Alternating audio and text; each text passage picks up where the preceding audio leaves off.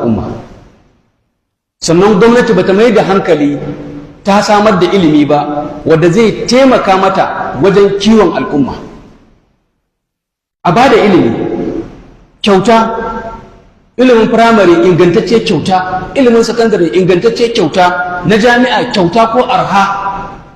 Idan ya samu ilimi to an huta da shi. Ilimi ba zai bar shi ya wulakanta kansa ba.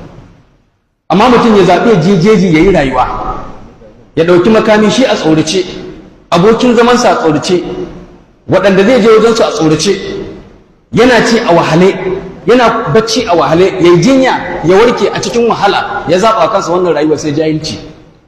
Duk wanda yake da ilimi ba zai zaɓa kansa wannan rayuwa ba. Haka in an sauƙaƙe wa mutane samun hanyar ilimi suka yi ilimi to an huta. Da yawa ka rage wa kanka ɗawainiya, to amma ilimin baka ɗauka ka ba su. Sannan abu na biyu,